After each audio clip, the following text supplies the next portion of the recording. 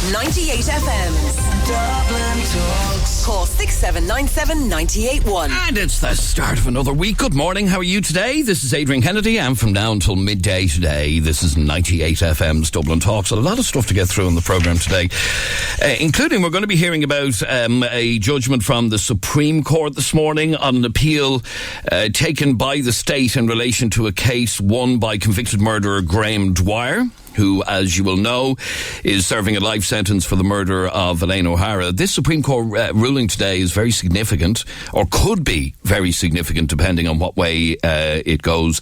We'll be explaining all of that in a couple of minutes. Also, do you tell kids the truth about how a sausage ends up on their plate? That's a dilemma that we will be sharing with you in a while. It's actually something that our Jeremy is dealing with at this moment, because this young fella is basically asking, where did the sausage come from? Where did the fish finger come from? And he's of a mind to tell him the truth, but it's not going down well. We'll talk about that in just a while as well. But before that, the walls of one of Dublin's most iconic landmarks were vandalised by a racist over the weekend. Somebody sprayed the words "No Blacks" onto the walls of the Poolbeg Lighthouse, just at the end of the Great South Wall. Green Party councillor Hazel Chu alerted Dublin City Council to the painting, but then decided to go and sort it out herself because it could be there for far too long. Hazel, welcome to 98FM. Councillor Hazel Chu. Hi, Adrian. Thank you. Hazel, firstly, tell me, how did you become aware of this graffiti on a white wall just at the lighthouse? Well, I got actually emailed a fella from constituents, and then, so it would be my colleague's ward, but it's a dividing line there. But I got emails from constituents, then I got tagged in by a few people from Twitter. So I saw it quite early in the morning, and it was just, when I saw it, I just went, okay, I'll contact Dublin City Council. They should be able to sort it quite quickly, because the folks in the council are very good at getting things like that down. But then I also realised that wall is about 1.5 kilometres, give or take, there and back. So it may be a few days before the council gets to it, because there's a bit of a walk out and you can't drive out. So since families go out there, and I have a little girl myself, I just figured, you know what, I'll go and paint over it. Okay, so you went and got a bucket of paint and decided to get rid of it yourself. So just to describe what this graffiti said, it said "No Blacks," and then some sort of a drawing. I don't really know what it is, but it looks like it has a swastika in it. Close up, it was a face with a swastika in the centre of the face, and then underneath said "No Blacks." In fact, we have your photographs up on our Twitter right now at Dublin Talks 98FM. Okay, so this is clearly a bit of graffiti intended to cause harm, intended to cause hurt, and I mean, it is quite disgusting. A swastika, "No Blacks" sprayed. It looks like it wasn't sprayed by a child, because, or even a very young person wouldn't even know what a swastika was. Well, I've had a lot of, so I posted online to just kind of let people know it was being sorted, and there were some replies saying, "Oh, it's just a kid and it's kids messing." And Adrian, to be honest, that if you're coming out with that argument, then the question is, should kids really be saying things like that? Should kids really be saying things like "No"? Yeah, no, I'm actually arguing that I don't think it was kids looking at it. This is your point. This is to your point as well. I didn't think it was kids because I couldn't reach the top of it. I'm 5'4", and I tried very hard to get to the top, and I couldn't reach the top. So it had to be someone that was a lot taller. So I didn't think it was children either. But some people were arguing that it was children, and even if it was, they shouldn't be saying things like that. So Now, this isn't the first example of racist graffiti like this appearing around Dublin. I remember a couple of years ago, a house in Clondalkin had black spray paint right across the front of a house. There have been many other examples of similar incidents. A school in Balbriggan. How how do we stop this? How do we stop morons going down with spray can right down to the very end of to the end of the south wall to the Poolbeg Lighthouse and doing something like this? They clearly went down there with the intention of doing that.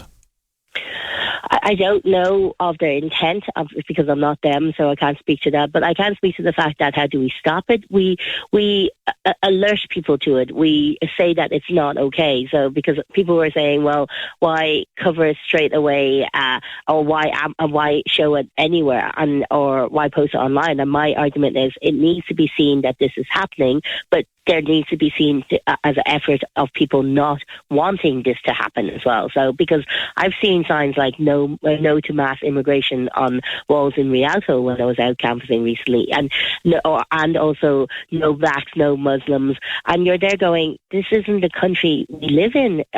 I'm born and raised here, and for the last 38 years, it shouldn't be the country that we live in. There is a very small vocal minority that is full of hate, and I just don't think that's right. I think as a country, if we band together and make sure we tell people this isn't okay, the more we say it, I think the better we become. Okay, so you decided over the weekend that it's probably going to be a couple of days before Dublin City Council can actually get staff down there to black out this graffiti. You decided to get a bucket of paint and head down and do it yourself. Yeah. So the simple answer was yeah, and it wasn't because I thought Dublin City Council wouldn't do it. I know. No. Of course they would have. Yes. It might take a little while long. And to be honest, Adrian, as a parent myself, I just didn't want to see. I didn't want kids seeing it. I ran into a parent there, and she actually was quite amused with her daughter, and she said thank you. So when I was there, and she said I was trying to not let my girl look at it and ask questions. So, and this is the thing, these are family spots, these are public spaces. They shouldn't have signs like that are full of hate. You put on your Twitter when you posted the photographs yesterday, dear racists, please stop being Dixon writing crap like this around our city. And I mean, that says it all, really. Stop being an absolute dick. Yes, I may have been a bit angry. So, no, I don't blame you. I don't blame you. It's just, it's not good enough. It's not acceptable, and they are dicks. And I think whoever wrote it knew what they were doing. The argument saying that maybe people were saying doing it as fun, it's not funny. I've been called all sorts to my face to do with my race, and I can tell you, as someone who is on the receiving end of it, it's not funny at all. So, and it shouldn't be out there on a public wall. All right, well done for removing it. I'm sure you could have thought of better things to be doing over your weekend, but at least the vast majority of it is gone, and no doubt Dublin City Council will be down to put a proper lick of paint on the wall. Councillor Hazel Chu, thanks very much indeed for talking to us on 98 FM. Thank you. And you can see those photographs on our Twitter. I don't know, you'd never find who actually did it, but somebody went all the way down, all the kilometre and a half down along the wall to deliberately put that graffiti on the wall just at the lighthouse. But they are dicks. You're listening to 98 FM's Dublin Talks. This is Adrian Kennedy with you until midday today. Now, next on the programme, something that is very significant is happening today, or something that could potentially be very significant. The Supreme Court is due to deliver its judgment this morning on an appeal taken by the state in relation to a case won by convicted murderer Graham Dwyer, who, as you will know, is serving a life sentence for the murder of Elaine O'Hara. Our courts correspondent Frank Graney joins us on the line to tell us a little bit more about this Supreme Court ruling today. Frank, can you remind us firstly what Dwyer's challenge was about and why the state decided to appeal it? Well, Graham Dwyer, his successful High Court challenge took place at the end of 2018, so some time ago now. He has obviously been serving that life sentence after being convicted of Elaine O'Hara's murder. That trial was almost 5 years ago now. And the High Court found at the end of last year, and this related to the legislation which allowed Graham Dwyer's mobile phone data to be retained and accessed, and the High Court found that the relevant pieces of that law contravened EU law because it was felt the retention of data was too general and indiscriminate, and there was no prior review by a court or another independent authority before phone records were accessed. And his case relied on a decision by the European Court of Justice some 6 years ago, which struck down the EU directive underlying that piece of legislation. Now, the state did appeal to the Supreme Court, and it appealed on a number of grounds, but specifically when it was heard before a 7-judge sitting of the Supreme Court at the end of last year, it took 2.5 years for the judges to hear submissions on behalf of both of them. And counsel for the state, Paul Gallagher, said that the case raised fundamental issues. He said there was enormous amount at stake, not just in relation to Dwyer's conviction, but more generally as to the powers of the state and its authorities in retaining and accessing metadata. Metadata is the data that's retained in relation to who you call, text, how long you speak for, and it can build a picture of your movements throughout the day. It doesn't include content of communications. And while a number of phones were presented as evidence during the high-profile trial of Graham Dwyer some years ago now, content formed a part of that, but more specifically, and this is what this case kind of centres on, there was one phone in particular that the prosecution claimed was linked to Graham Dwyer, and that was used to track movements, certain movements relevant to the investigation, and that was used against him then during his trial, which ultimately led to his conviction. But Mr. Gallagher, before the Supreme Court last year, told the judges that we live in a digital society, a society where communications are done largely through the internet, and if that previous High Court decision was allowed to stand, he said that it would create a virtual space in which criminality could exist without state authorities being able to access it. Would I be right to suggest that it could also undermine many other cases? That's the worry, and that's what Mr. Gallagher meant when he raised those concerns. But not just that; it would, in his words, seriously impede future Garda investigations. I know from covering criminal cases down through the years that mobile phone data is used in most, if not all, of the cases that come before the courts in some shape or form. And this would obviously have a huge implications in relation to how investigations of serious crime would be carried out going forward. The state says that the access of data in certain circumstances where there's a high degree of suspicion, in serious crime investigations and where the proper avenues are followed, the state feels that they don't actually impinge on the European Charter of Human Rights. But essentially, depending on what way the Supreme Court rules today, this could, in theory, give a blank check to the criminal underworld to use the mobile network as they please. And that's precisely what the state's argument is. As I mentioned a moment ago, Mr. Gallagher himself described this virtual space in which criminality could exist without state authorities being able to access it if the High Court decision stands. OK, now, with regard to Graham Dwyer himself, what would it mean for Dwyer if the Supreme Court upholds the High Court's decision? Well, Graham Dwyer has plans to appeal his conviction, but he is awaiting finalisation of this legal action. Obviously, what happened at the end of 2018 with him winning that case before the High Court was a huge boost to his chances when he does eventually launch that appeal. But clearly, with the state now being given an opportunity to appeal to the Supreme Court, he'll have to wait and see how things pan out today. But it's safe to say that if the Supreme Court does uphold the previous decision of the High Court, that would bolster his case somewhat. In a nutshell, there are competing rights at play here. One's right to privacy versus the right to life and personal protection. And obviously the state's interest in investigating and prosecuting a serious crime and keeping its citizens safe. But Dwyer's lawyers don't see it like that. They believe the retention is indiscriminate and unlawful. They accepted the potential wider consequences if that High Court judgment was to stand, but said that their case is limited to data retained and accessed from one phone in particular, a phone that was used as evidence during their client's trial. They said if the trial of Graham Dwyer was to be heard today, none of the call data from 5 phones accessed by Gardaí would have been allowed, and that did provide the prosecution with one of its key planks during that lengthy case some 5 years ago. OK, so to suggest that today's Supreme Court ruling is very significant is a bit of an understatement.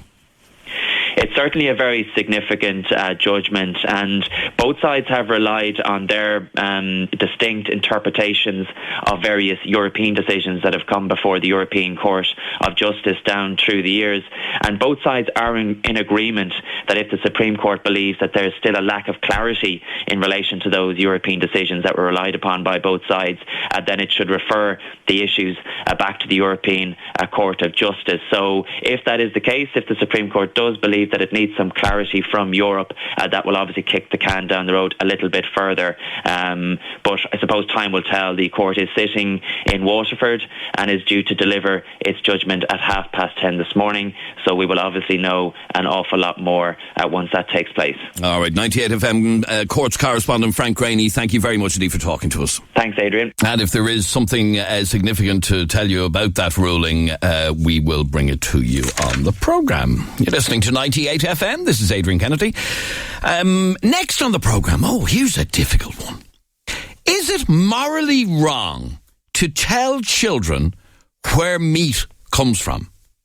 Every day of the week, our children eat fish fingers or chicken dishes or pork chops or sausages, but very few young children actually know where that meat comes from and what happens to the animals in order for it to end up on their plates.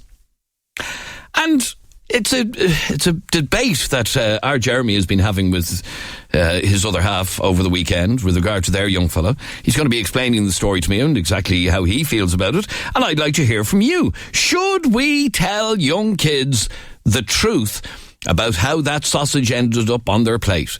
That the animal was slaughtered and processed in order to be made into a sausage? We'll deal with that straight after the break. The sound of the city from Donamead to Drimna. Dublin Talks. 98FM's Dublin Talks. And good morning from Adrian Kennedy. Monday, the 24th of Feb 2020. We're here till midday today. Now, here's a dilemma that many parents face at one stage or another. How do you tell young children the truth about what their fish fingers or their chicken burgers or their sausages or whatever is actually made from? And where it comes from. This is a dilemma that our Jeremy faced over the weekend. So, young Master Luke Dixon, over the weekend was eating what?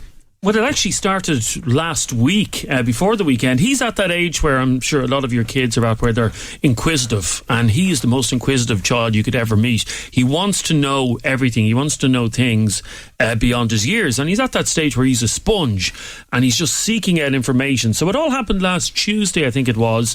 His favourite food to eat is, like most kids, is sausages.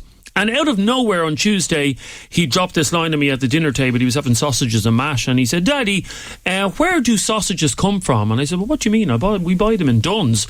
And he says, no, but what meat is in sausages? What's in them? And I said, "Well, it's sausage meat." And he says, "But where does it come from?" So he was kept on pushing me to find out where sausage meat comes from. And I was about to say, well, it comes from the slaughter of pigs. That those pigs that we brought you to in the petting farm last year, those pigs on the farm, when they get a bit older, they are slaughtered, and then the meat is taken out of their flesh and they're turned into sausages. And as I was about to tell him all this, I could see my wife at the other side of the dinner table going, "Don't you even dare go down that road." And okay, so you wanted to tell him the truth, that a little pig is, or a big pig, is slaughtered. In other words, he's killed. I probably wouldn't use the word slaughtered, but killed. Yeah.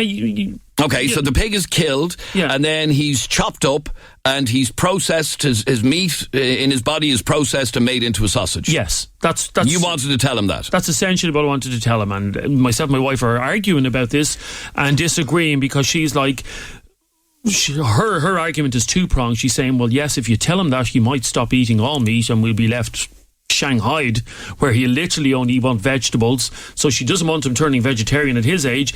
And then the other point that she's making, which is hard to argue with, is, well, let's keep a bit of innocence here, and let's not tell him about everything.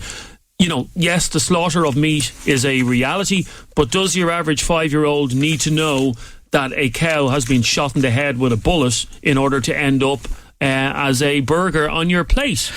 It raises a very interesting debate because I don't know if you remember, it was about nearly 2 years ago, if you've ever seen the BBC television programme Country File. Yes. The presenter of that is a guy called Tom Heap. And he suggested at the time that school children should be made to visit abattoirs in order to improve their understanding of where their food comes from. I'd agree 50% with that statement. I think children should know. If any of your kids are going to eat a fillet of chicken tonight, yeah, or they're going to eat a burger, or they're going to eat a sausage or a pork chop, they should know that came about because an animal was killed. That animal that they petted in the zoo last year, or they saw in the zoo, that animal was killed. But visiting, like, I go out of my way not to watch slaughter videos because I want to distance myself from the chicken on my plate. When I eat chicken casserole tonight, I have a chicken casserole in the oven at home. It's going to be lovely when I get home. When I'm eating that chicken casserole... You're not thinking of the chicken roaming around the farm you can't. last week? You have to distance yourself from that, and that's kind of where we're at with our son at the moment. I mean, yesterday we were in Marks and Spencer's cafe having lunch, and he had fish fingers with mashed potato and peas, and they came out and he was eating the fish fingers and he said, "Daddy, fish fingers, are they the same fish that we see in the sea?" And I said, "Yes, they are, Luke, they're the same." "And how did they end up in the breadcrumbs on the plate?" And I wanted to answer him, but I could see my wife sitting beside him going, don't you dare go down that road. And I pawned him off, which is kind of bad as well, because as a parent, no parents want to lie to their children about anything. And we kind of have this relationship with him where we want to be as honest with him as possible. But she doesn't want him to know that a cow is butchered. Let's be honest, that's what happened. No animal is killed humanely for food. Should they not? Well, killing by its very nature is inhumane. Yes. So people that say, "Oh, the cow was killed humanely to end up in a burger," it wasn't. It got a dart in the head and it died instantly. But it was then hacked up into a million pieces so that it could end up on your plate. So I think there's a way of us telling our son, without having to show him. I don't want to show him a video of an abattoir. Because have you ever seen an abattoir video? Yeah, I saw one years ago. Not pleasant to see. It was awful. All right, so that is the dilemma. Do you tell a young child the truth about how the meat that he or she is eating ended up on their plate? Call me right now on 6797 981. You can text, you can WhatsApp, you can send a WhatsApp voice note to 0877 98 98 98. And by the way, he is going to find this out at some stage. I mean, he's not going to be in his 20s still not knowing what an abattoir is. But he's 5. So does a 5-year-old need to know? Because the 5-year-old is asking the questions. Do you answer the questions honestly? And it is going to get to the stage where he's just going to go, "Oh, Daddy, come on, I'm not an idiot. Sausages, where do they come from?" I mean, he watches with his little sister. He watches Peppa Pig. Do I tell him that animal... That's actually what you're eating? That's what you're eating. Would that scare a child off from ever eating sausages? Call us right now on 6797 981. As I said, you can text or WhatsApp or send a WhatsApp voice note to 0877 98 98 98. Do you tell kids the truth about where the meat on their plate came from? And would you agree with what this presenter of Country File on the BBC said, that school children should be made to visit abattoirs in order to improve their understanding of where their food comes from?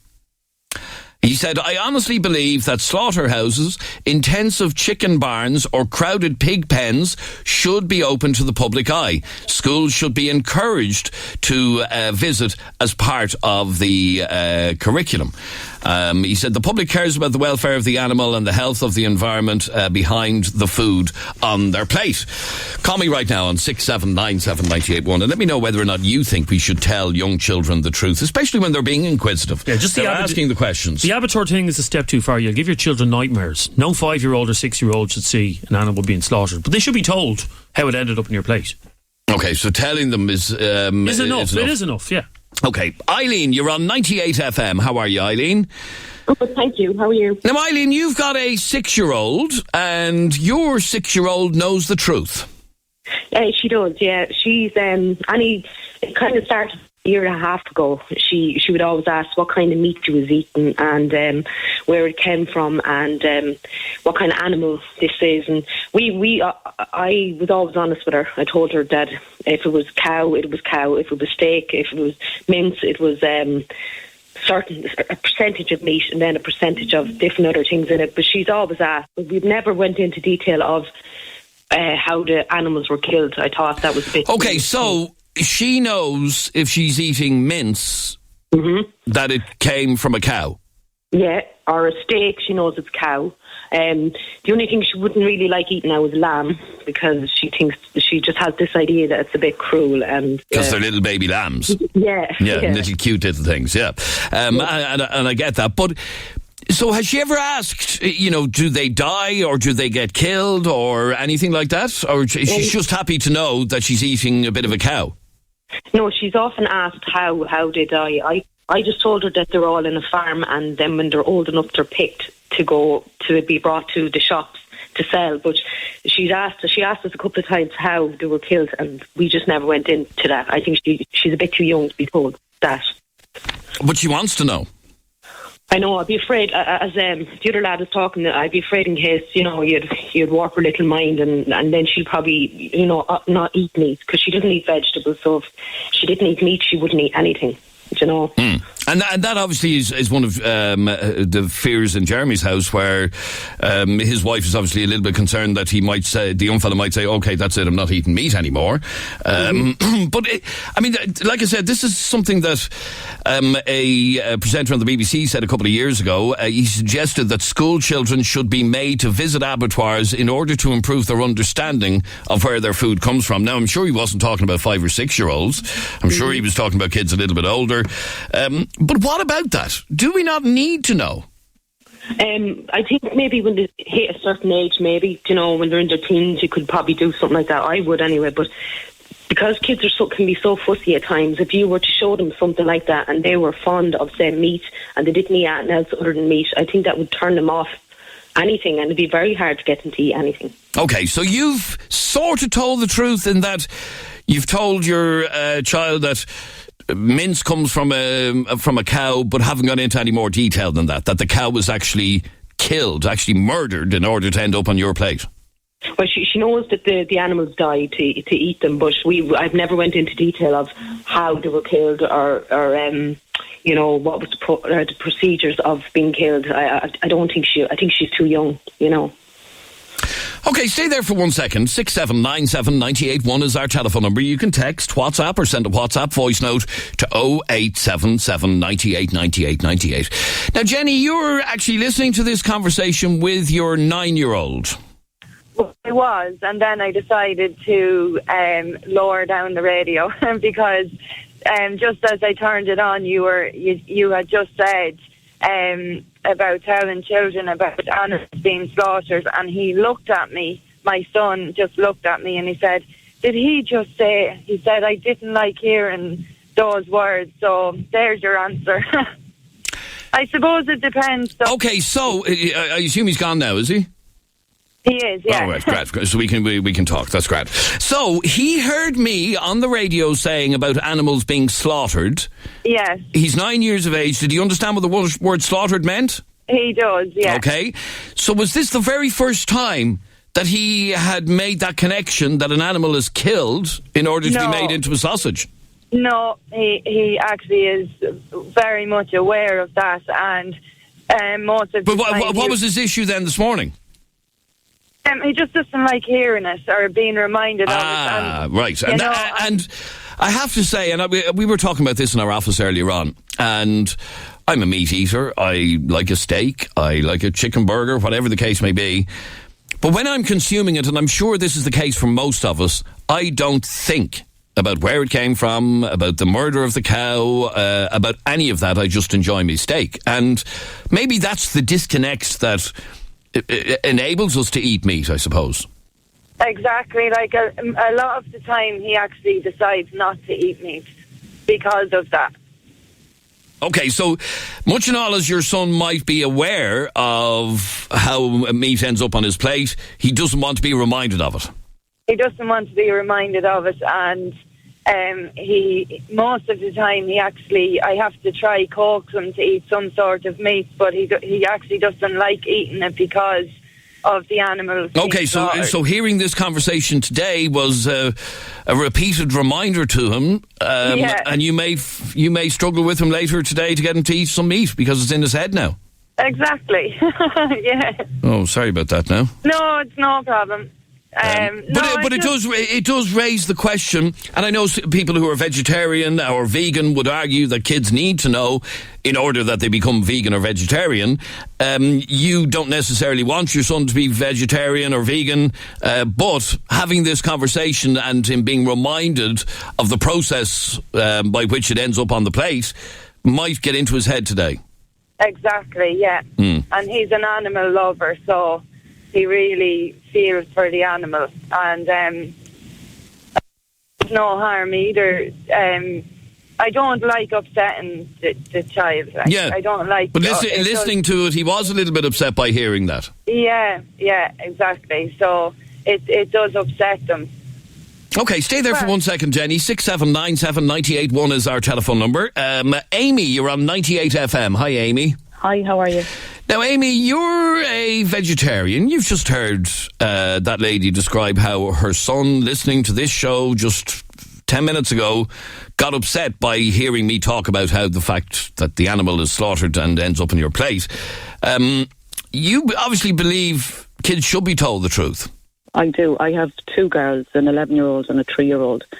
And I've always been very open and frank with my 11-year-old where meat comes from. She'd always ask, what am I eating? How does it get from there A to B, like? And I would explain to her everything from how it's farmed, what kind of farms it comes from. In our house, my husband and my 2 children eat meat. I choose not to, but I would buy free-range meat and free-range eggs. You know, I'd be very conscious what I would give to them. Okay, so even though you're a vegetarian, you do still feed your kids meat? Yeah, that's because it's their choice. I've asked my daughter, my 11-year-old, would she like it? Now, say corn mince, I would make spaghetti bolognese out of corn mince and she will eat that. But if I have meatballs, she will ask me, is this meat or is this corn, Mum? You know, and she enjoys all that and all parts of meat, but she will eat some of the vegetarian food as well. But it's her decision, I feel. And what about the 3-year-old? The 3-year-old likes both. And she asked me what. You've hardly had the discussion with the 3-year-old, have you? No, but I would tell her. She'd ask me, "What's this? Am I eating?" And I'd say to her, "It's a chicken fillet." And what's that? And I would explain to her like where it comes from, the chicken. But I wouldn't go into how the chicken gets from running around the field to her plate. Like, but the 11-year-old I have done like this, and she's about 7. Okay, so you have told the truth, the whole truth, and nothing but the truth to your 11-year-old, but you've sugarcoated it for the 3-year-old. Yeah, to be honest, Jeb, because I think for her to know that a chicken's running around the field today and then 2 days later she's eating it is enough for a 3-year-old to understand. You know, she doesn't need to know. Like I've told my 11-year-old that they burn beaks off chickens in farms to stop them from pecking each other. I've showed my 11-year-old how hot dogs are made, a YouTube video, because I don't want her eating hot dogs because they're so processed and they're disgusting, I think. Why did you do that? Because hot dogs they're the worst kind of meat you could eat. Do you know what I mean? I don't mind her having a fillet of steak, a sirloin steak. I don't mind her having a chicken breast. I don't mind her having a lamb shank. She has all of that, a lamb cutlets, anything like that. Okay, but the likes of a hot dog is just crap meat. Yeah, it's just pure dirt like that.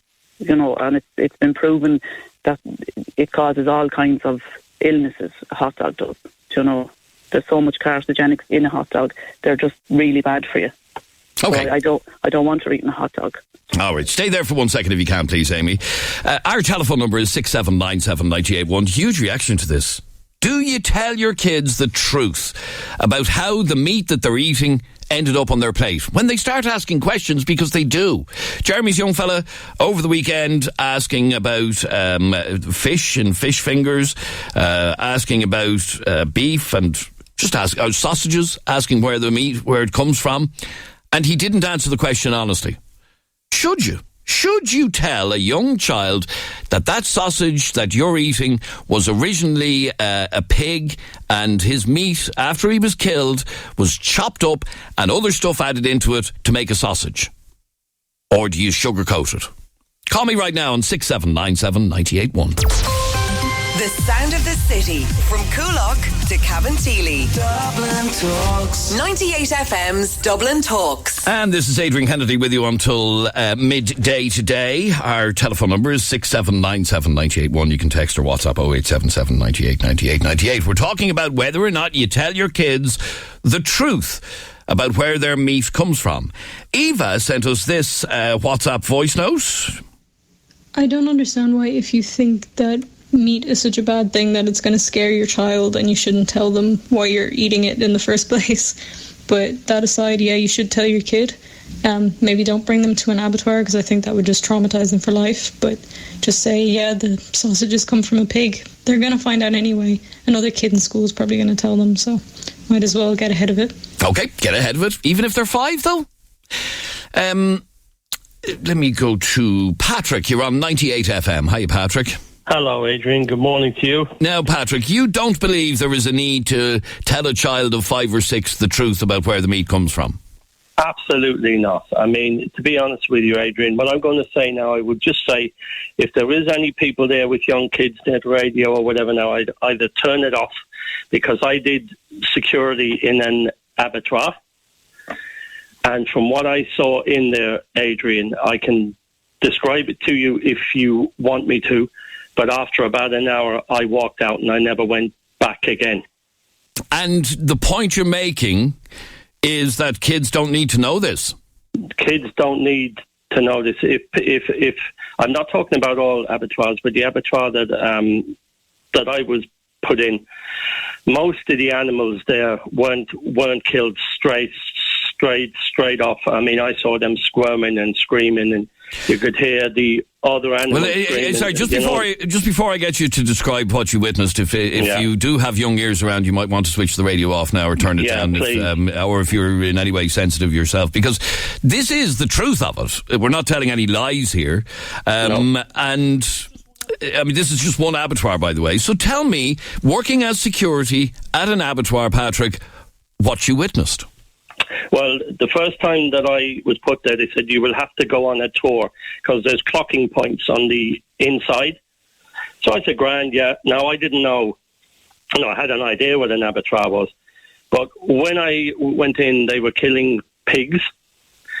And some of what they did was they hung the pigs upside down live on like a conveyor belt. And as they went along... by their hind legs? By their hind legs, sorry, yeah. And as they went along, there was a couple of guys there with very sharp knives slitting their throats. Ooh.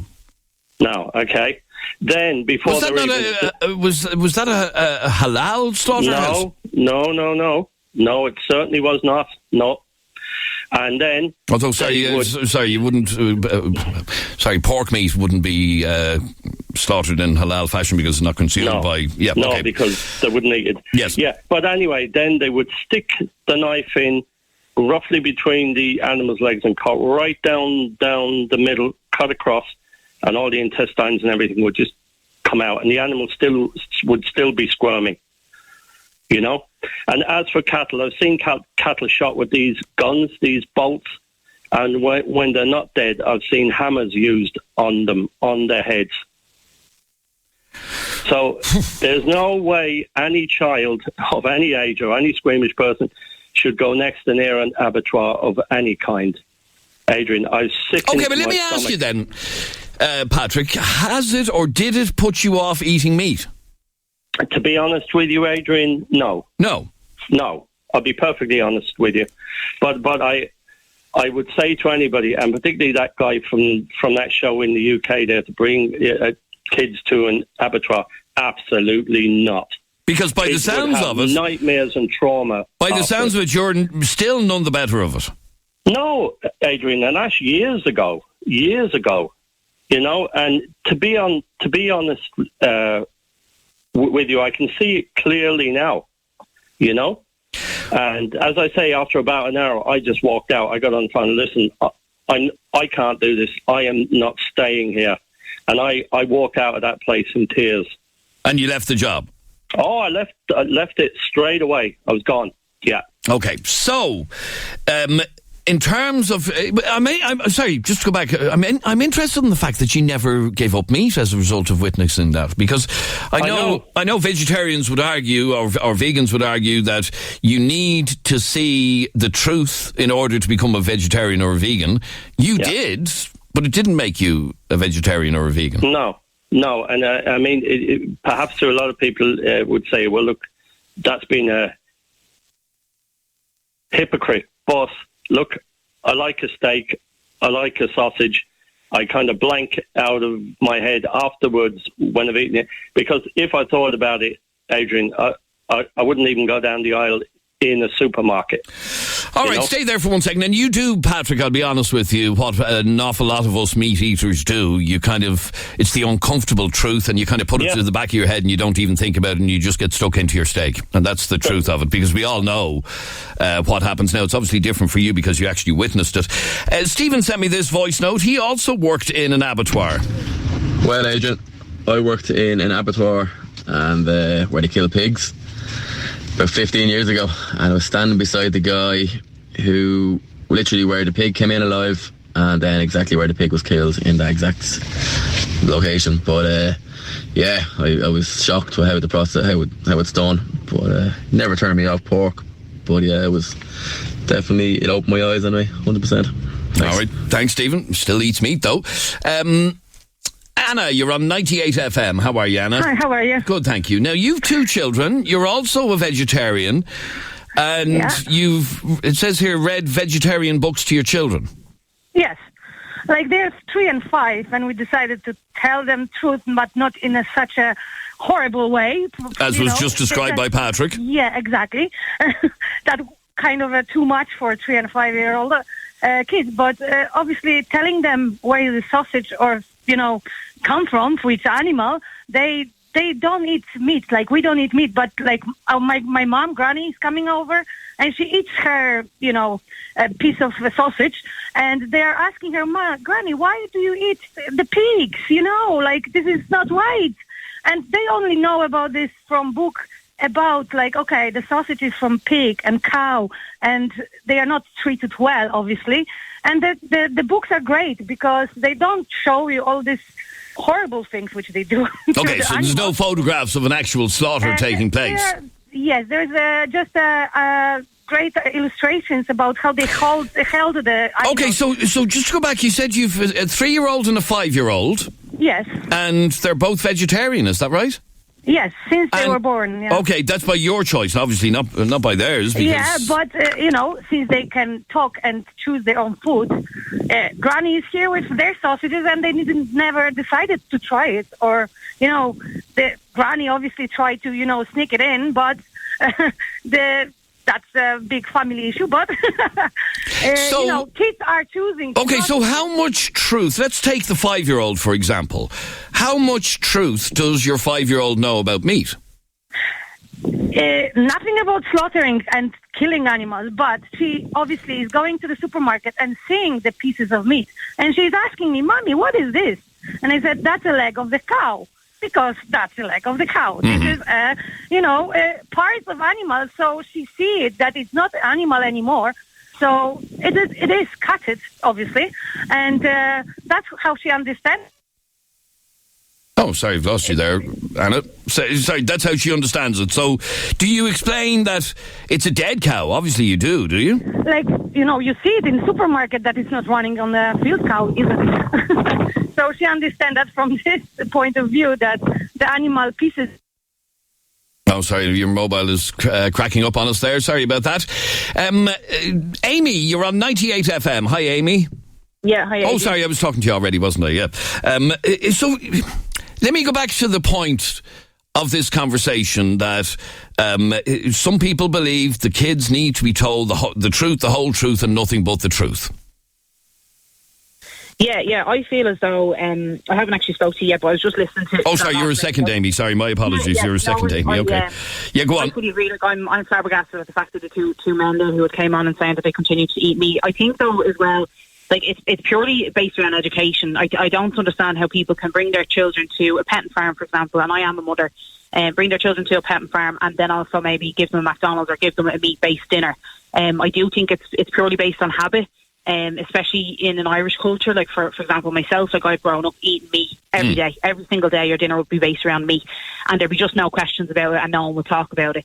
I do think it's really important. I don't think like kids should be brought to an abattoir. I do think that maybe it's a little bit too intense. But well, you could hear that man a moment ago. It still affects him. It is, of course, yes, still affects him, but he still eats meat, which is kind of crazy. But there's also the aspect of it, which I think, like, for that man, for example, who still continues to eat meat, I know he said he likes it and whatnot, and just being honest, and that's fine. There is still the other kind of side of it, which is the educational purpose, where we weren't physically designed to eat meat. Everything that we need comes from plant-based foods. We don't actually physically need meat. People say, oh, you need protein from meat. No, you don't. You're eating the cow is eating the protein from the soil and the grass. You're then trying to extract that protein from the cow by eating a lump of meat. Like, it makes no sense. Our bodies aren't actually physically designed for it. I don't know. Okay, so if kids ask, do you think parents should say that's from a cow and the cow was killed in order to be made into a steak or a burger? Why would you sugarcoat it? What else would you say to the child? Oh, it's made out of dough. You have to be honest with your kids, surely.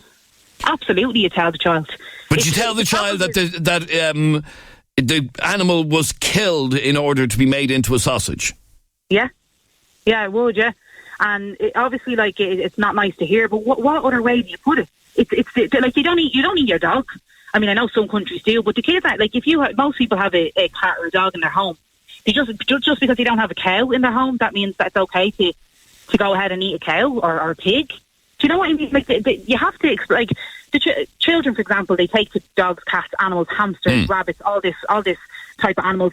Like, why would you? I can't understand that. Why would you not be honest with your child? Then they need to know, like, an animal is an animal. Because I know in the case with Jeremy and his wife, the issue here is she doesn't want the young fella to suddenly stop eating meat because... Exactly, and this is the problem, because parents of kind of, I think from any parents that I'm surrounded by anyways, it's more so, it's convenience. This is the problem with meat. It's so convenient to throw on your burgers, your fish fingers, all your fried foods.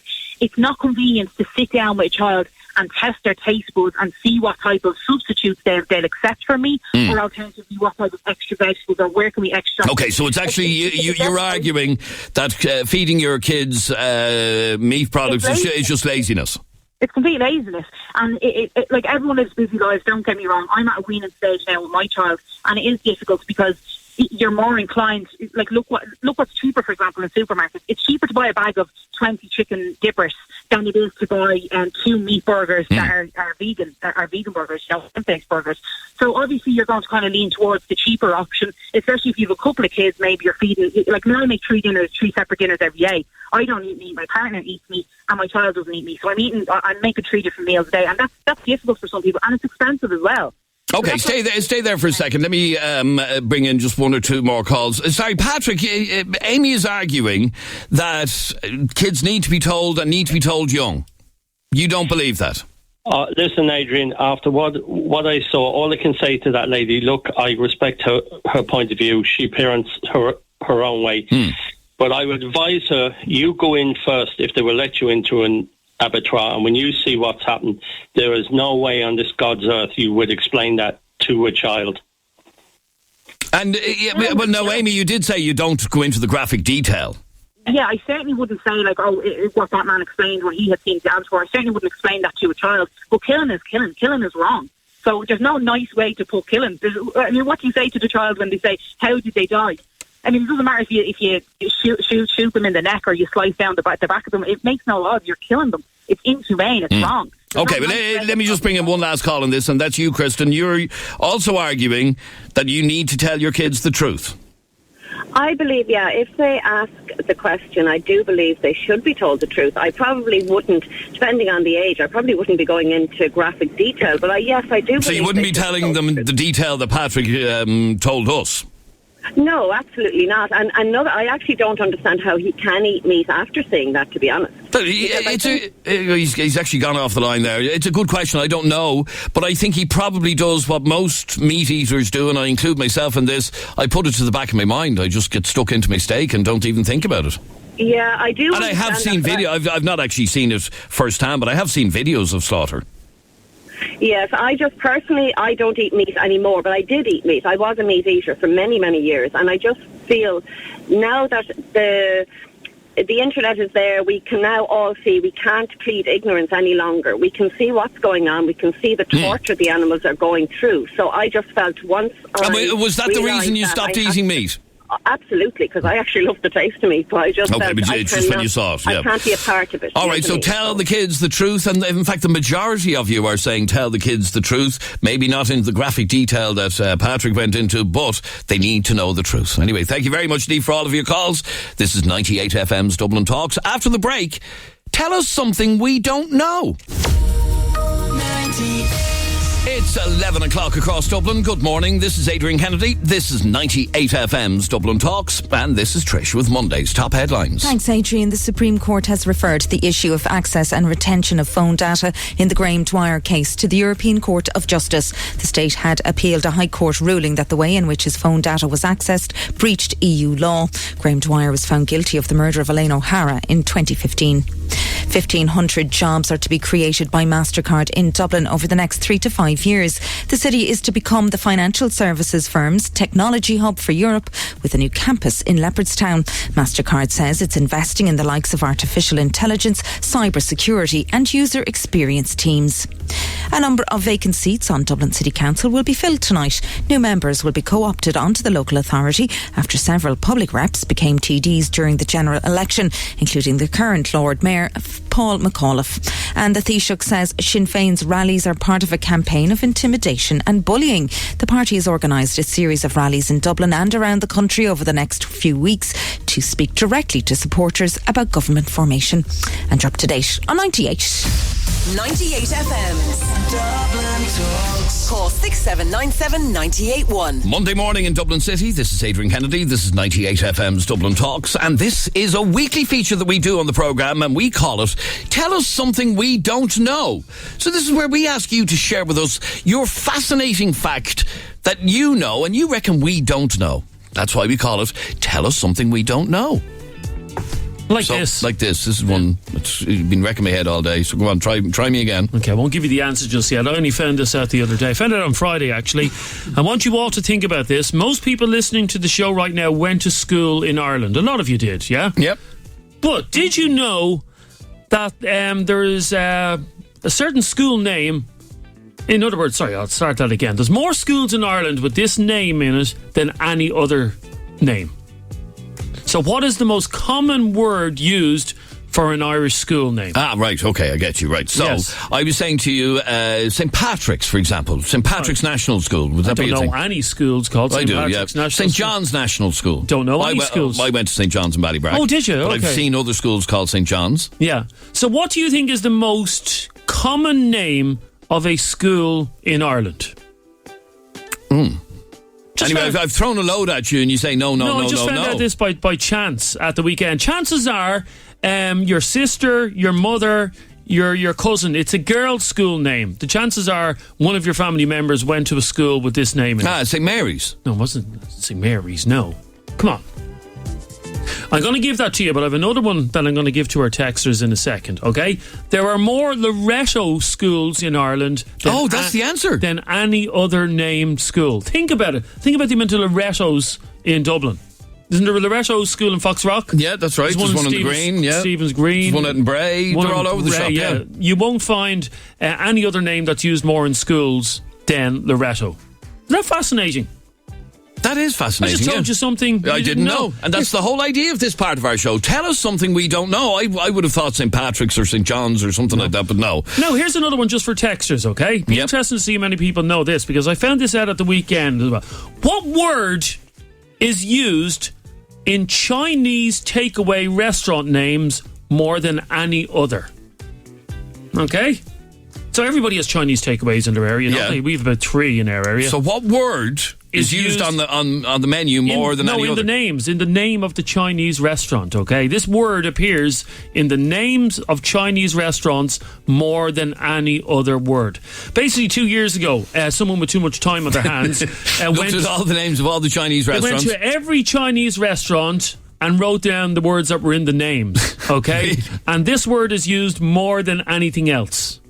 See if anybody knows what it is. Text or WhatsApp is 0877 98 98 98. Okay, 0877 98 98 98. And this word is used in the name of the restaurants more than any other word. What's the name of your local Chinese restaurant? Or your takeaway? I don't get Chinese takeaway. I eat healthy. I knew. No, yours is called Dixon. That's not a takeaway. It's not. It's a restaurant. So you don't have a Chinese takeaway where you live? Very rarely. Yeah. Jeez, you want to move house? Okay, call us right now on 6797 981 and tell us something we don't know. And if you know the answer to that, you can WhatsApp the answer to us to 0877 98 98 98. What word appears in the name of more Chinese restaurants in Ireland? In Ireland or anywhere in the world? In anywhere in the world than any other word. By the way, I wouldn't buy a house if it wasn't located near a Chinese takeaway. I'm telling you, if I was in the market next week to buy a house, and I went looking at the house, and it was lovely and it had 4 bedrooms, the first thing I do is walk out and see, is it takeaway within walking distance? And if it's not, I'm and not. You're the one who says, I eat rubbish. Janet, tell us something we don't know. Hello. Hiya, Janet. Hiya, how are you? Janet, tell us something we don't know. Your nipples are the same distance apart as your ears. Hang on. Everybody, literally everybody in offices. Get a measuring tape out. Measuring their nipples. That's the most random fact ever. So your nipples are the same distance apart as your ears. Your ears, yeah. And it was just a random fact I read before and it stuck in my head. So I posted it on Facebook and a few people got back to me saying that it was actually quite accurate. So they actually went to the trouble of getting a measuring tape out? I don't know they got a measuring tape, but they did something all right. So are you saying they're the same longitude? So if I dangle a piece... No, the same distance apart, like the width apart. Your ears. Width apart. No, but if I put a piece of string on my ear... If I put a piece of string on my ear and I let it dangle down, it's going to be in line with my nipple. No, you get it from ear to ear and then from nipple to nipple and they're the same distance apart. Same width apart.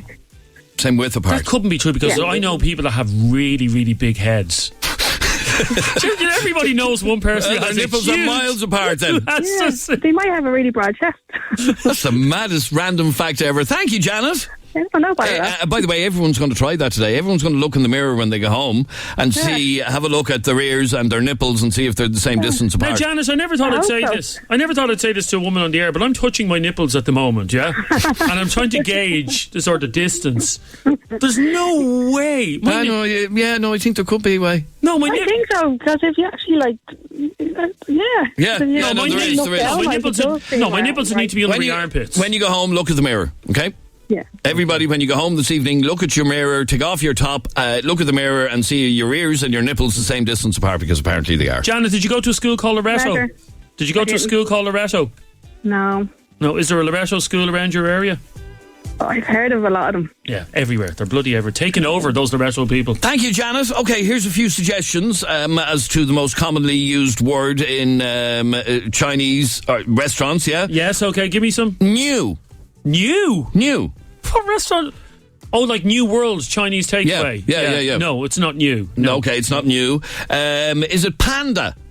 Because a panda is a Chinese thing? There's a lot of pandas. Yeah. There's a lot of panda restaurants, but no. No, okay. Would you really eat in a restaurant that was called Panda, though? You'd be a bit afraid, wouldn't you? Is it anything to do with the wok?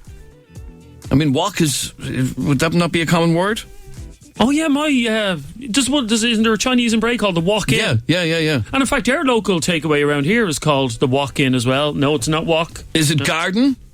There's like Jade's Garden? They're always called garden, aren't they? No, it's not garden. No. Sorry. Palace?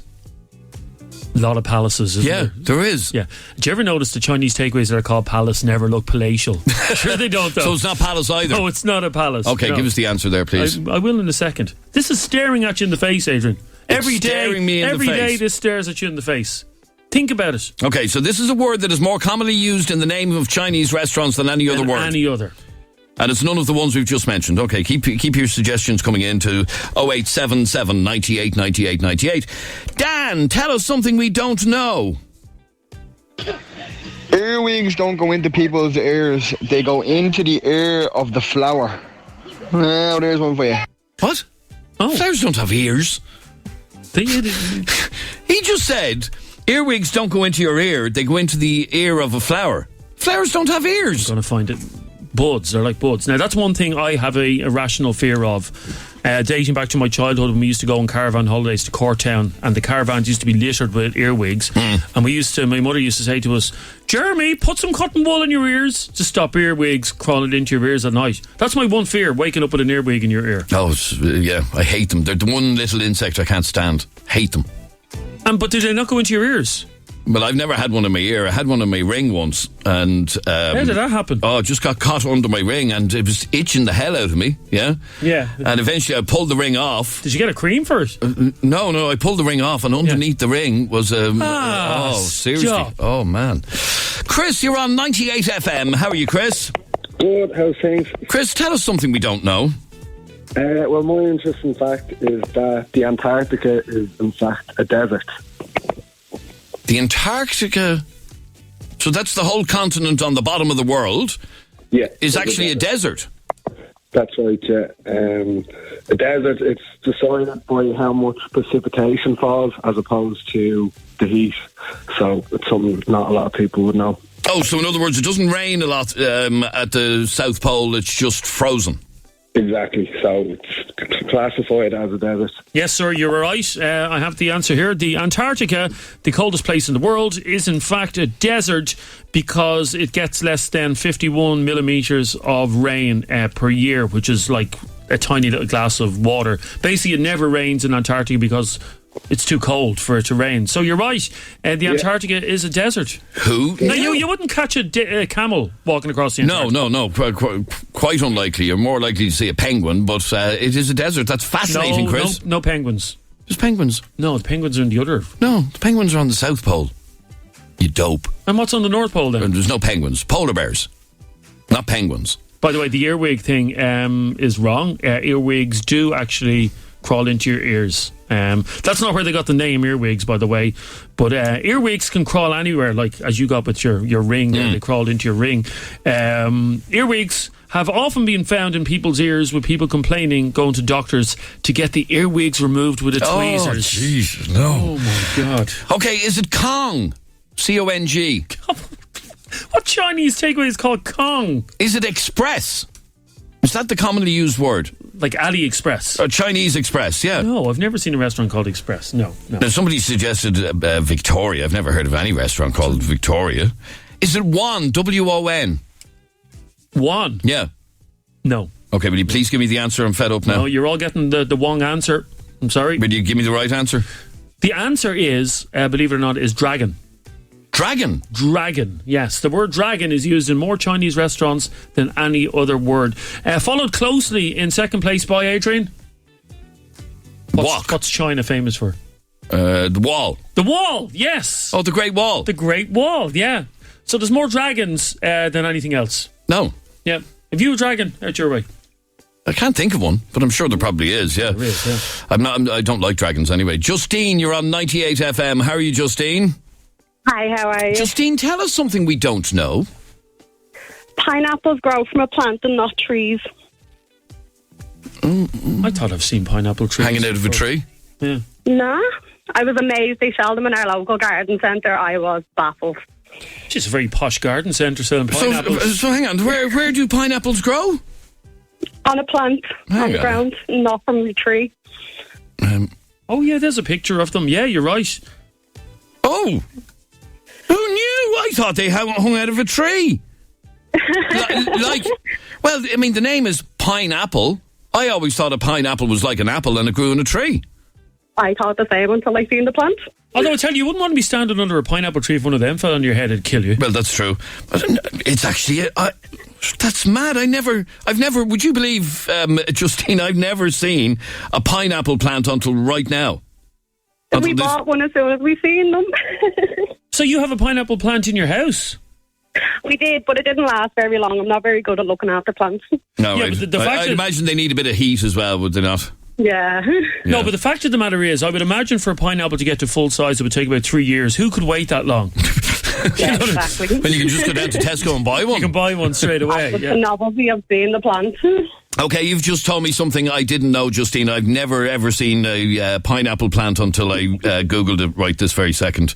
And I'm looking at a field. Look at that field with thousands of them. Yeah. That's mad. Apparently they only produce one fruit per plant as well. Also, the plant dies as soon as the pineapple comes Not out? dies, but like reproduces, but they only do one fruit at a time. Thank you for that fascinating fact, Justine. Keep them coming in to us. 0877 98 98 98 is for text, WhatsApp, or a WhatsApp voice note, like this one from Stephen. Here's something you might know about cats. Adult cats only meow at humans, not other cats. Kittens meow at their mother, but once they get older, cats don't meow at cats, apparently. So, cat A doesn't go meow to cat B. Meowing is an interesting vocalisation that cats have. However, this fella's right, cats do not meow at each other, just at human beings or their own mother, to know that they're cold. And it's very sad, to know that they're cold or hungry. So if a cat is cold or hungry, it'll go to his mother and go meow, meow. But you will never see two cats having a meow conversation. Having a meow conversation. They just don't meow between each other. Yep. And that lady is right about pineapples, by the way. Pineapples can only reproduce once and then they die. It's a miserable existence, isn't it? It's not far off myself. I mean, I can only reproduce once and I feel like dying as well. Monique, you're on 98 FM. Hi, Monique. Hi. Now, Monique, tell me something we don't know. Apparently, if by licking one stamp, it's 1/10 of a calorie. Right. It's information, but it's... Licking a stamp is 1/10 of a calorie. Apparently, yeah. Okay, so in order to get fat from licking stamps, you'd want to be doing it all day, every day. And, Monique, who licks stamps in 2020? Everybody. Nobody. I have to post something, I have to lick a stamp, put it on. Any stamp I've bought in the last couple of years is self-sticking. Comes on a roll, like. Well, you're actually right, Monique, and here's another interesting fact. British stamps have more calories on them than American stamps. Your average stamp in America has 1/10 of a calorie. Right. Now, basically, to put that into perspective, you work off 1/10 of a calorie just by lifting your hand up in the air. There you go. Yeah. However, British stamps are a lot more fattening. This is fascinating, this is. Your average British stamp has 6 calories per lick. Really? Yeah, that's a lot of calories. No, I don't know anybody that just sits in the house all day licking stamps. But I know some stamp lickers, quite a few actually, but the fact of the matter is they're not licking stamps all day, every day. I know people who send a lot of letters. And they're just licking stamps. But I think they buy the stamps on a roll. Now, Monique, this is horrific stuff. The largest British stamp, which is a commemorative stamp, has a whopping 14 calories, which is, it's saying here, is the equivalent of a Tic Tac. There you go. So licking a stamp is the same as eating a Tic Tac. Who knew? Monique, that was a fascinating fact. Thank you very much indeed. Thank you. Keep them coming in. We'll take another couple on 6797 981. You can also text, WhatsApp, or send a WhatsApp voice note to 0877 98 98 98. Where am I going now? Maureen, you're on 98 FM. Hi, Maureen. Hi, guys. Maureen, tell us something we don't know. Well, I don't think you know this. Did you know that every movie that you watch, the title is said at some stage during the movie? So hang on, every movie that you watch... Yeah. The title is said at some stage during the movie. No, that's not true. I watched... It is. Hang on, I watched Parasite the other day. This is the Korean movie, yeah? Yeah. That won the Best Movie Oscar. Yep. And I didn't hear them speaking any English. They didn't say Parasite at all. But they said it in Korean. They Korean. must have said Parasite at some stage, or if they said it, maybe they said it in Korean. But I guarantee if you watch out now, because when I found this out, I said, that's not true. I said what you said, not true. And every movie I've watched, I've waited for them to say. I said, even like a really odd name, and I'd say, no, that's not going to be said. But it is said. Just from now on, watch out and see. And it actually is true, even in the cartoons. Okay, I have two for you, because I've just looked this up. There's two movies at the top of my head. Jaws, the word Jaws is never mentioned in the movie Jaws. Well, it would be like they wouldn't say, "Oh, this is the movie Jaws," but they would say, "Oh, in his Jaws," or something. It'll be said. Yeah, they never said Jaws. The name of it will be said. No, why would they have said Jaws? He's got huge jaws. They never said that about Jaws. Well, they might have. They would say, like, what Adrian just said. He, massive shark. He has huge jaws. Or actually, no. The more I think about it, Maureen, I think Jeremy's right, because what happened in Jaws 2? How do they say Jaws 2? Here we go again. Okay, here's another one that the famous movie Gone with the Wind. They never say Gone with the Wind during the movie Gone with the Wind. Well, I don't know about that one. Okay, Maureen, I'm going to put that to the test over the next... You do, put it to the test. I didn't believe it, and then I'd be sitting there, and then it would happen. Maureen, here's another one. Very obvious one. Jeremy, stop it. Don't put your hand there to be slapped. Now, I don't like getting my hand slapped, okay? No, you probably deserve a slapping. But in the movie Star Wars, the word Star Wars is never mentioned. I have another one for you as well, Maureen. How do you know? I've watched that movie about a million times. Yeah, but you weren't looking for the word. Maureen, in what context did they say Dirty Dancing in Dirty Dancing? No, they do say that. You watch that movie again, and this time watch it looking for what they're saying. See, the reason that you're not seeing it because you don't know because you weren't looking for it. But once you kind of say to yourself, right, this is what happens. You hear the name of the movie at least once in the movie, and then you'll realise that yes, actually, it does happen, because I didn't believe it, and then I find myself then when a movie comes on, I think, no, there's no way they're going to say this is going to be they said at any stage, and it does. All right, Maureen, thanks very much indeed. Maureen, you're wrecking me head now because I have to come and watch all these Jeremy, movies. I'm telling you, look, you put it to the test and then come back and say, yes, Maureen, you were right. Okay, one of my favourite movies, Maureen. Don't start, Jeremy. No, listen to me. One of my favourite movies is Pulp Fiction by Quentin Tarantino, yeah? Yeah. Now, there's not a hope in hell that during that movie someone says Pulp Fiction. How could you even bring that into a sentence? Well, how is it a movie title? I'm not watching it at the moment, so I can't tell you exactly. But here, Maureen, you're not alone here. This is a WhatsApp voice note from Gavin. You are actually wrong. Maureen's correct. They do use the term in every single film, in every single movie, and they do say Jaws in all the Jaws. No, they don't. They don't. But Jaws is one of my favourite movies. And can I give you go home and watch it again? You go and watch that again. Okay. And I guarantee, I know why you're thinking like that, because I thought like that too. And now I sit there, and as soon as the title comes up, I go, there you go. Okay, Maureen, I'm going to put a bet. I never do this on the radio, but I'm going to no, because you're annoying me now. I'm going to put a bet on with you now, Maureen. Okay. Okay. And I'm a man of my word. I'm going to bet you €20. Okay. Okay, €20. God. Now, Adrian, you heard I'm a witness to this. I'm going to bet you €20. One of my favourite movies of all time. Yeah. Is what? Is Morgan Freeman and Tim Robbins in prison. What's the movie called? I know the one you're talking about. It's very good. The Shawshank Redemption. The Shawshank Redemption. I'm willing to bet €20, which is basically a week's wages for me. I'm going to bet €20. A week's wages for me as well.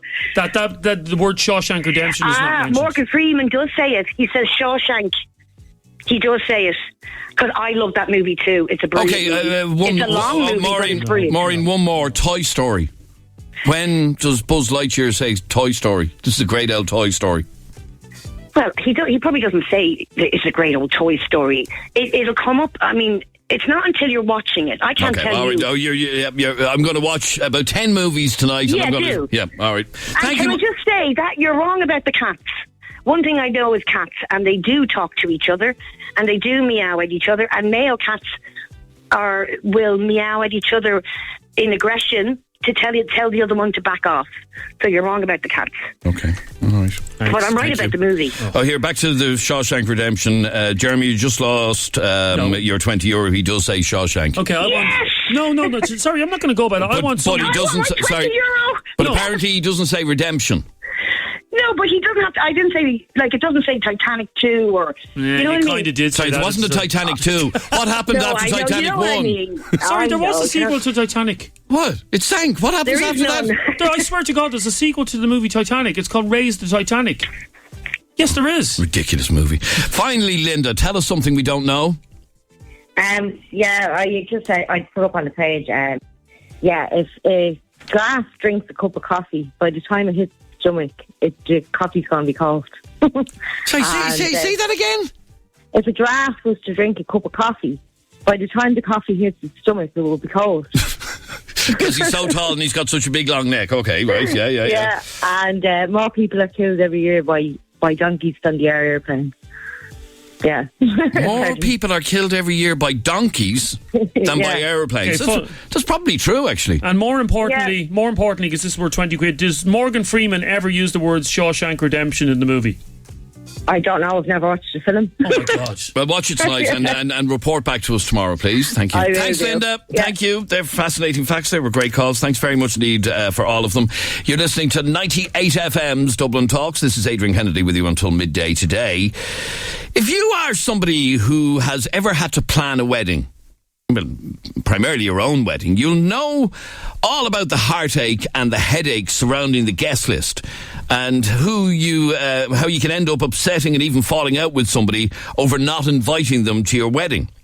I got a great message sent to us on our Facebook page over the weekend from a lady called Kira. I'm going to read it out after the break, but it's basically her annoyance at people being expecting to be invited to her upcoming wedding. We'll have a read of that straight after the break. The sound of the city from Balbriggan to Blanchardstown. Dublin Talks. 98FM's Dublin Talks. And this is Adrian Kennedy with you until midday today. Now, if you're somebody who ever had to plan a wedding, you'll know all about the heartache and headache surrounding the guest list and how you can end up upsetting and even falling out with someone over not inviting them. And I want to find out, have you ever been in this situation where you did end up upsetting someone because you didn't invite them to your wedding? What is your advice for someone who's going through this at this very moment? How do you keep all your friends and family happy when it comes to your big day? And where do you draw the line? Because you can't invite every single person you've ever known, or to be some wedding. Well, a listener called Kira contacted us over the weekend through our Facebook page, which, by the way, is facebook.com/Adrian K and Jeremy D. And here's what Kira wrote to us. Listen to this. Just wanted to see what people's opinions are on this. We have our wedding planned for next year. So many people that we meet are saying, I better get an invite. And in my head, I'm thinking, no, you're not. So many people assume that them and their kids will be invited. I feel it's so rude for people to put that on you and assume invites. I would never do that to someone. Do people not understand how expensive these things are? I feel at this point some people have said it to me so much now, it will be so awkward when I send the invites and they're not included. But I just feel so put on the spot when someone assumes that they're going to our wedding. I'd be interested to hear people's opinions. Have any of your listeners lost friends or fallen out over this? And that's from a lady called Kira. And the very first message that came into us about this is this message. Unfortunately, I can't go on air, but my husband didn't invite his sister that he hadn't talked to in years. So the rest of his family didn't come to the wedding either, including his mother and father. It was shocking. No one could believe they weren't coming. They regret it now and are very sorry, but it's too little too late.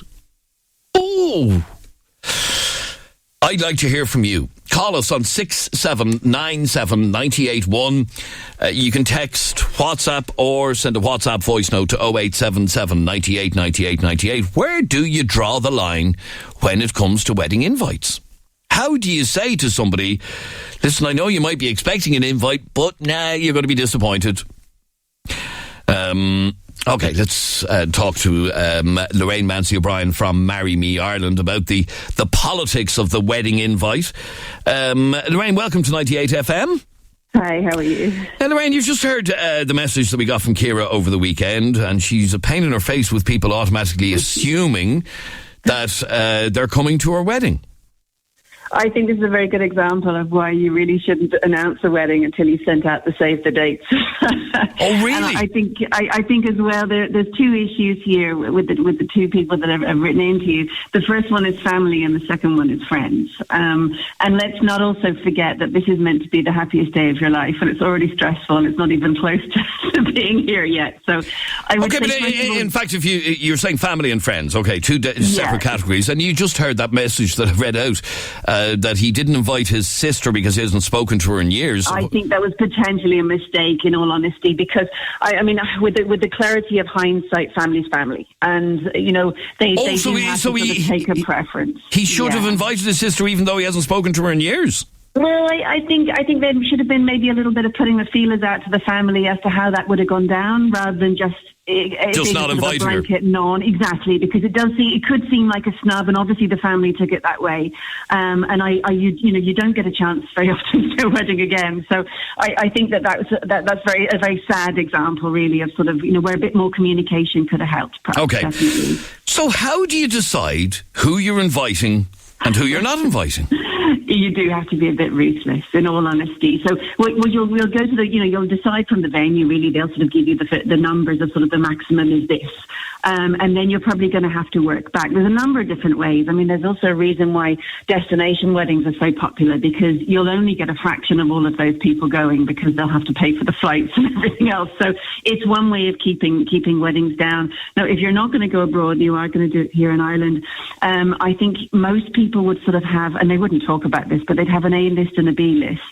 And then whoever doesn't come nudges someone from the B list onto the A list. And they don't get the acceptances.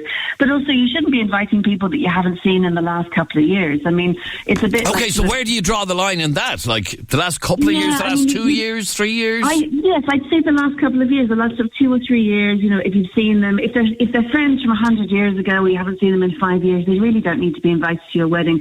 But really, when it comes also down to family, you're going to have to restrict your family as well, to say, listen, it can't be all the neighbours, and it can't be, the family, yes, but not the family plus everyone. And then, of course, there's the plus ones and the children to consider. A lot of people are going child-free at weddings for that reason, that, you're adding an extra 3 or 4 people on sometimes with a family if they're bringing children. And people get very upset if they're not given a plus one. So really, every invite is 2. So you have to sort of just work back from A, what you can afford, and B, what you want. Do you want a giant wedding, or do you want to keep it just a family? Very often, the actual ceremony and the meal will be the family, and then the friends come to the afters. That's a very good way of doing it, of restricting the cost, I suppose. Not everyone needs to be there for the ceremony, and if you're nudging past the sort of 120 up to the 200 mark, you're going to find yourself with an incredibly expensive wedding. And the average at the moment is 22,000 per wedding, which is extortionate, really. Okay, so as regards deciding, I mean, you have to feel sorry for this girl that loads of people are saying, looking forward to getting the invite, and she's no intention of inviting them. I put them on the afters list, because it doesn't matter to you how many, right. Now, put them on the afters list and say, come for the drinks later. There's a conversation as well about afters. Is that still a thing? Yes, absolutely, because some people are doing it over, a lot of people are doing it over 2 days, so you'll get an invite to the second day. And that's often better for the couple anyway, because they can relax. So they might just split it between family and friends if they're having trouble, or just immediate family and immediate friends to the actual ceremony and the meal, and then everybody else to the afters, potentially, if you can fit them in. Okay, so you think that... if you're having an issue over, like, these people that she's not inviting to the actual wedding, invite them to the afters or invite them to the second day? Definitely. I mean, we would actually... Unless she hates them. Which could be, that'd be a bit of an issue. But I mean, the other thing that people do is they do a list of all the people that they've been invited to, and they feel they have to invite them back. And I don't really think that's necessarily true. When it comes down to sort of protocol, you want the people that you love and care about there on the day. But we've seen a rise in elopement weddings in the last couple of years, and that's really interesting. Literally, the couple and the celebrant are doing the ceremony and nobody else. In fact, one of the first messages we got in was, where's it gone? Basically saying, in order to avoid all of this, it is, getting married in 2 weeks and only inviting 2 witnesses. That way, everyone else can be upset equally. It's not about anyone else, only about my bride-to-be and myself. And I think that's, I think there's a big space for that. I really do. But of course, that's possibly not going to work with the family. I do know of a couple of people who've done that, and they have regretted it in terms of the fact that the mothers have never forgiven them. So I think you have to be quite cautious. There is a certain amount of protocol. But the day of inviting everyone and, all the neighbours and sort of, your mother getting 5 guests, and that they're pretty much over just because of the cost of it. Okay, just finally, I want to just go back for a second to this whole idea of having an afters at a wedding. It's something that we were talking about earlier on in the office, and most people thought that to get an invite to the afters of a wedding or to the second day is actually a bit of an insult. Well, I mean, it really sort of depends on it's your day, it's your money. It really depends on what you can afford and what you want. I think the afters is fine. It's kind of like, yes, I'm not in the inner circle. But then if you haven't seen that person in, 2 years or something like that, I think that's fine. I think most people don't mind. The other thing, of course, as well, is that people trying to accumulate the cost of the wedding back through the number of guests. So, you've also got to think about, you might get off the hook a little bit lighter financially if you're only going to a little bit of it. Yeah. All right. Lorraine Mancy O'Brien from Marry Me Ireland, thank you very much indeed for talking to us. Let's talk about the politics of the wedding invite. Or maybe you had a way around it, like that message that I got a moment ago saying, look, we decided to annoy absolutely everybody by only having a wedding with 2 witnesses. That was it. Let everybody be equally annoyed. Peter, you're on 98 FM. How are you, Peter? Morning, Adrian. How are you getting on? Peter, you only invited close family and friends. That's it, Adrian. Now, how many are we talking about? I think we had about, a maximum at our wedding day. Now, the ceremony itself, we had about 30 people at our ceremony. Okay, 30. 30, and then we had another 30 at our afters, I think. Okay, so 60 altogether.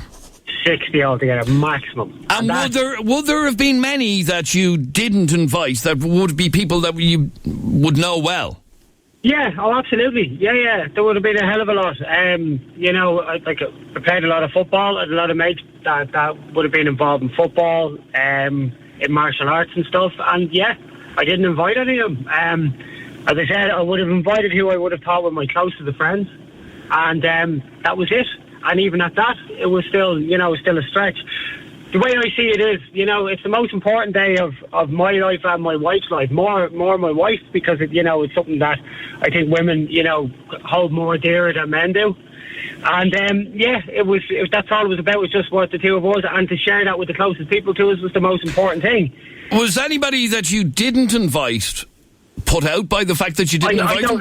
I don't know, to be honest, Adrian, because as I said, they weren't my closest of friends, so they probably wouldn't have even said it to me anyway. So I find there's a lot of pressure put on that part, right, of a wedding where, you're inviting friends for the sake of inviting friends. There is a lot of pressure from the hotels as well that they'll only take a certain amount of numbers.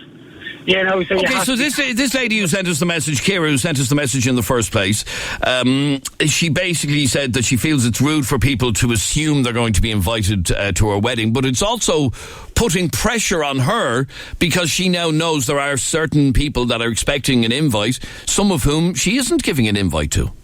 Yeah, it's a hard situation for her, Adrian, because, she's going to upset somebody along the way. Whether it's not inviting them or if she does invite them, where's she going to seat them? Table plan is actually one of the other harder parts.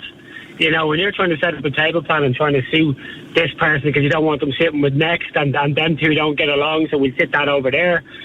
It's not an easy thing to do, so I'd be very selective on who I'd invite. And because you've got to seat them as well. So, it's... Okay, and here's another dilemma. This has just been sent in to us by Kira, and she says, myself and my husband got married last year, and the fallout has been huge. My husband's sister didn't come to the wedding because we didn't invite her boyfriend because we'd never met him. And my husband and his sister now don't speak and may never speak again. The politics involved in a wedding is crazy. Everyone has an opinion and everyone thinks they should be invited. That's a difficult one. Do you invite somebody if you've never met them? So, the example there, my husband's sister didn't come to the wedding because we didn't invite her boyfriend. So she was invited on her own, but not the boyfriend because they'd never met the boyfriend. And in fairness, who wants somebody at the wedding that you've never met? Call me right now on 6797981. Text, WhatsApp, or send a WhatsApp voice note to 0877 98 98 98. We're back in just a second. The sound of the city from Adamstown to Artane. Dublin Talks. 98FM's Dublin Talks. Good morning from Adrian Kennedy. Ciara sent us this message into the inbox of our Facebook page at facebook.com/Adrian K and Jeremy Dean. She said, I wanted to get people's opinions on this. We've our wedding planned for next year. So many people that we meet are saying, I better get an invite. And in my head, I'm thinking, no, you're not. So many people assume that them and their kids will be invited. I feel it's so rude for people to put that on you and assume invites. I would never do that to someone. Do people not understand how expensive these things are? I feel at this point some people have said it to me so much now, it'll be awkward when I send the invites and they're not included. But I just feel so put on the spot when someone assumes they are going. I'd be interested to hear people's opinions. Have any of your listeners lost friends or fallen out over this, asks Ciara. I'd like to hear from you, 6797981. And also, would you be insulted if somebody sent you an invite to the evening of their wedding, after the dinner and all that, or to the second day of their wedding? Because some people, we had this conversation earlier, and some people think it's a bit of an insult. I'd prefer not to be invited at all than to be invited to the evening. Because it's saying you're not as important as the people I invited earlier on.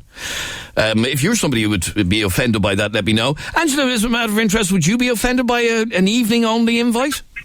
No, because as you say, it is expensive. I know myself. What we did is, because we've such a big family when it comes to cousins, and all of the cousins have kind of done this, that. What we do is, we go to the church, we get all dressed up, we stay in the hotel if it's away, and we get all dressed up. We go to the ceremony, we go back to the hotel, and while everyone else is in having their dinner, we go and we either get a takeaway or we'll go to the restaurant in the hotel, and then we're there for the afters. And it's brilliant. It was great fun. Okay, so there's no big deal made of the actual meal or whatever. It's that's kind of secondary. Yeah, exactly. Because it is. If you were put out about not being invited to the wedding and going to the afters, all you're looking for is a bit of food. Okay, let me read this message that's just come into us, and it says, I completely disagree with that woman that family is family. Circumstances are very different in every family. I got married 5 years ago, and I picked my friends over family, as I spend much more of my life with them, and had not seen a lot of my family in years. So I'm assuming that she didn't invite like aunties and uncles that she hadn't seen in years, and favoured her friends. Teresa, you went one step further. Hello, Teresa? Yeah. Yep. Hi. You went one step further. You didn't invite anybody. No. Well, we did. We just didn't tell anybody we were getting married, because I come from a family of 9 and as an only child. Mm-hmm. And rather than have any arguments over it, we decided only two people knew. Nobody knew except our best man. And on the morning of the evening before the wedding, my daughter, who was my bridesmaid, I had all her stuff got. I told her, and my mother thought she was being brought out for her birthday. And the four of us went and got married, and then we had a party, and now we announced it to everybody straight away. Okay, why did you do it that way? Because we didn't know who to invite. There were too many people on my side, and we like that. You don't know what friends you'll want there, and what ones you won't. And so we just thought we'd treat it like a wake. I know that sounds terrible, but the word gets out, and the real people that you want there will turn up, and nobody could say they weren't invited. It's a very interesting way of describing it. Well, it worked. Well, no, mind you, if you're having a wake, it gets advertised in the newspaper or on rap.ie or whatever. Yeah.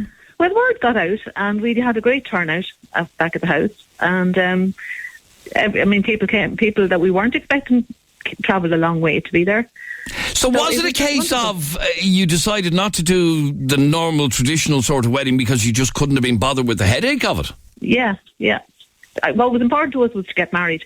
we didn't really kind of care. We had everything we wanted, so we didn't want anything fancy. So we had a meal after the wedding ourselves, just the four of us, or the five of us, and then back to the house. And there was we had a big party organised anyway. And then people who loved you turned up. Yep, exactly. Okay, stay there for a second, Teresa. 6797981 is our number. My sister-in-law had a row with my husband before she got married. She refused to invite us unless she got an apology. My husband wouldn't apologise. Therefore, she went ahead with her wedding without inviting us. My husband was devastated and will never get over it. Also, my daughter was supposed to be flower girl.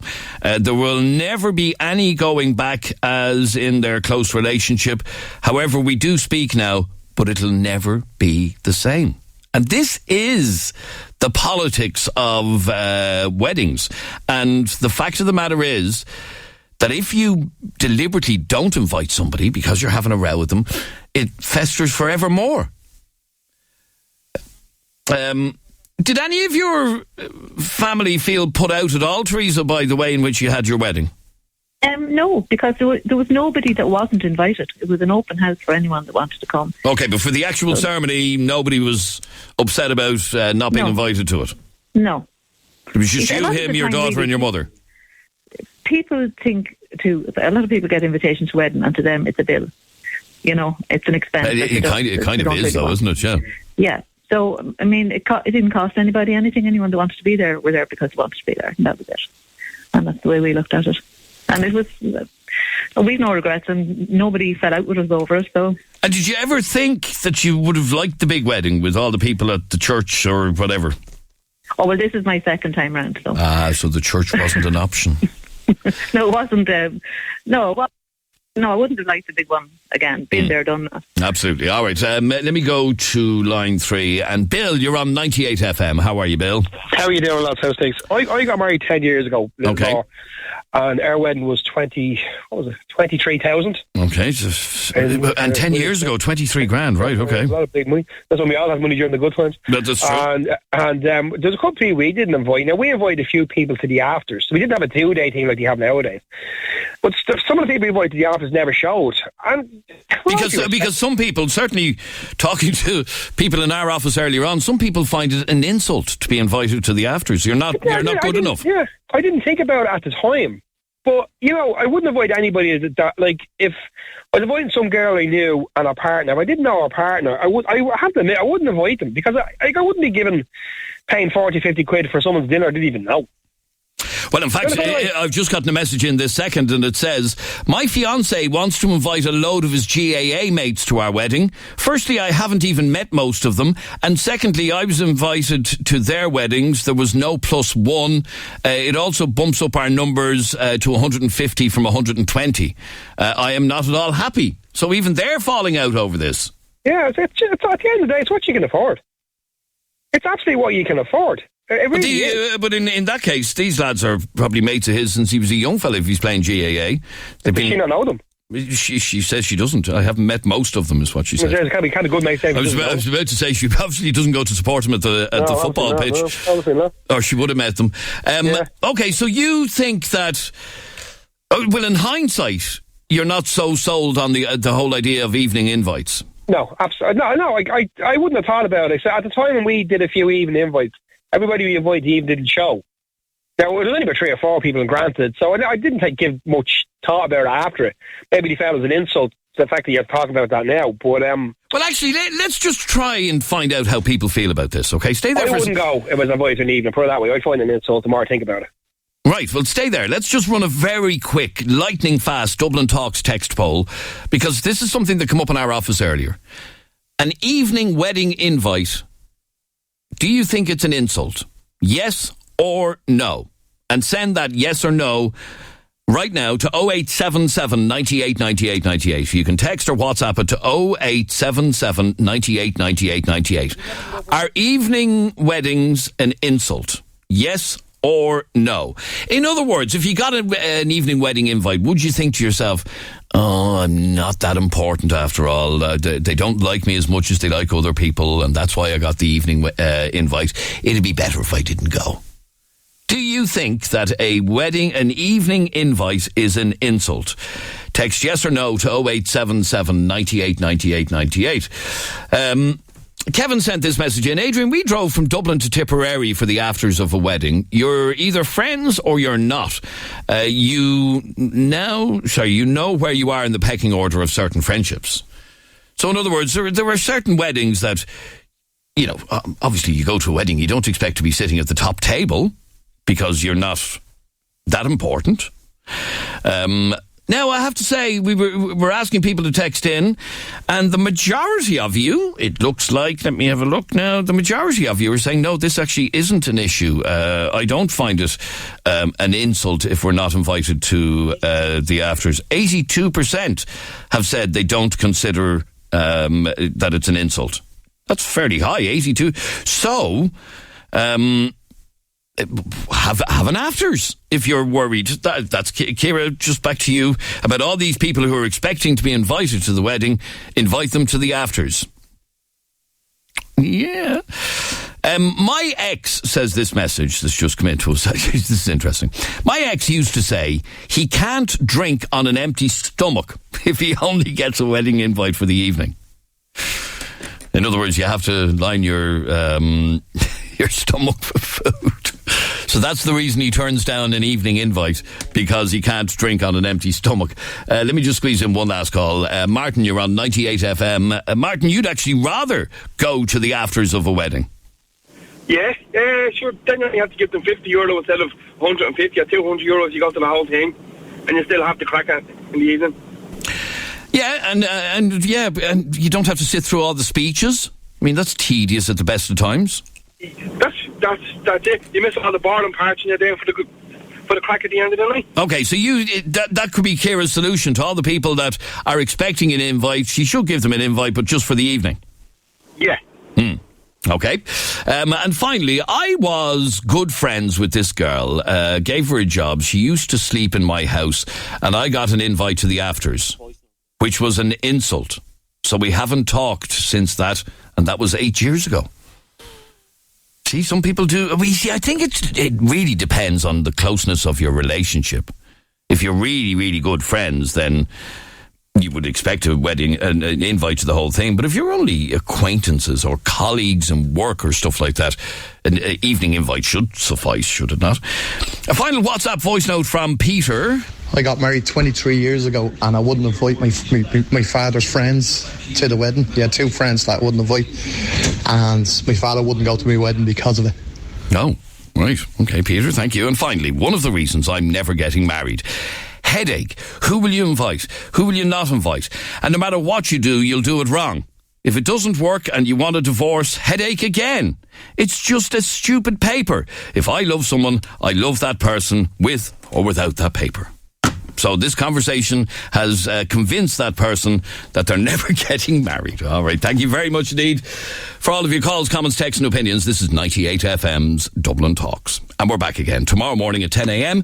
And if you want to contact us, send us an email right now to dublintalks@98fm.com. dublintalks@98fm.com. Have a great Monday. Barry Dunn is next. And in the next hour, he's got some great music lined up, like these.